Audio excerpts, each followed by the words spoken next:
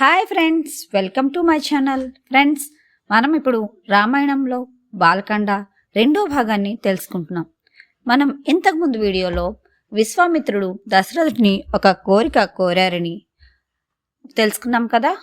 అసలు ఇంతకీ విశ్వామిత్రుడు ఏం కోరాడు, దశరథుడు ఆ కోరికని తీర్చారా లేదా, ఈ వీడియోలో తెలుసుకుందాం. ఫ్రెండ్స్, కథలోకి వెళ్లే ముందు ఒక చిన్న రిక్వెస్ట్. నేను చెప్పే కథలు మీకు నచ్చుతుంటే ఒక చిన్న లైక్ ఇవ్వండి, మీ ఫ్రెండ్స్కి షేర్ చేయండి. ఎవరైనా మొదటిసారిగా మన ఛానల్లోకి వస్తుంటే ప్లీజ్ సబ్స్క్రైబ్ చేసుకుని నన్ను కాస్త సపోర్ట్ చేయండి. ఇప్పుడు కథలోకి వెళ్ళిపోదామా. విశ్వామిత్రుడు దశరథుడితో ఇలా అన్నాడు: నీ పెద్ద కొడుకైన రాముణ్ణి నాతో పంపిస్తావా? మా యాగాలికి అడ్డు వస్తున్న రాక్షసుల్ని వధించడానికి తీసుకువెళ్తాను. ఈ మాట విన్న దశరథుడు కింద పడిపోయాడు. మెల్లగా తేరుకున్న దశరథుడు, ఇంకా 16 సంవత్సరాలు కూడా నా రాముడికి రాలేదు, ఆ రాక్షసుల్ని ఎలా సంహరించగలడు? కావాలంటే నేను నా చతురంగ బలాలతో వచ్చి ఆ రాక్షస సంహారం చేస్తాను. పోనీ రాముడే రావాలంటే రాముడితో నేను కూడా వస్తాను అని దశరథుడు ప్రాధేయపడ్డాడు. రాముడు పిల్లవాడు, ఏమీ చేయలేడు అని నువ్వు అనుకుంటున్నావు. కానీ రాముడంటే ఎవరో నాకు తెలుసు, వశిష్ఠుడికి తెలుసు. రాముడు రాక్షసులను వధించి తప్పక తిరిగి వస్తాడు.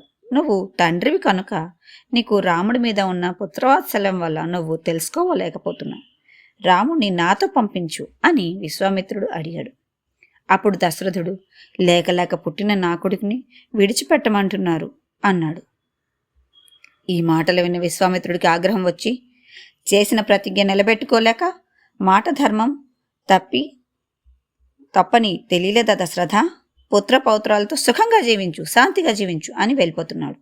వెంటనే వశిష్ఠుడు లేచి విశ్వామిత్రుని కూర్చోమని చెప్పి దశరథుడితో ఇలా అన్నాడు: ఇంతకాలం రాజ్యం చేశావు, ధర్మాత్ముడివి అనిపించుకున్నావు. ఇప్పుడు ఆడిన మాట తప్పి దశరథుడు అధర్ముడు, మాట తప్పినవాడు అనిపించుకుంటావా? ఇచ్చిన మాటకి నిలబడు. విశ్వామిత్రుడు ఎవరో తెలుసా? ఈ లోకంలో ధర్మం అంతా విశ్వామిత్రుడు. ఈ లోకంలోని తపస్సు అంతటికి నిర్వచనం విశ్వామిత్రుడు. ఈ లోకంలోని బుద్ధి అంతటికి నిర్వచనం విశ్వామిత్రుడు. శివుడి అనుగ్రహంగా ఆయనకి ధనుర్వేదం మొత్తం భాషించింది. కావున ఆయనకి ఈ లోకంలో ఉన్న అన్ని అస్త్రశస్త్రాలు తెలుసు. ఇన్ని తెలిసిన విశ్వామిత్రుడు తనని తాను రక్షించుకోగలడు.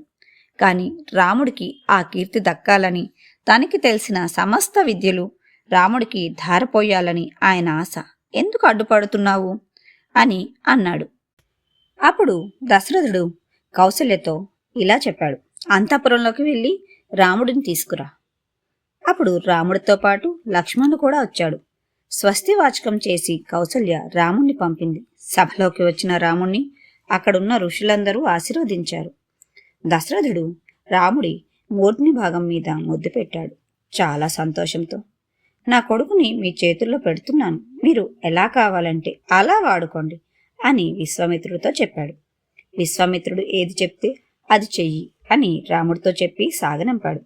అలా విశ్వామిత్రుడి వెనుక రామలక్ష్మణులు ఇద్దరూ బయలుదేరారు. అలా రామలక్ష్మణులు విశ్వామిత్రుడి వెంట వెళ్ళేటప్పుడు ఏం జరిగిందో మనం నెక్స్ట్ వీడియోలో తెలుసుకుందాం. ఫ్రెండ్స్, ఈరోజుతో బాలకాండ భాగం 2 పూర్తయింది.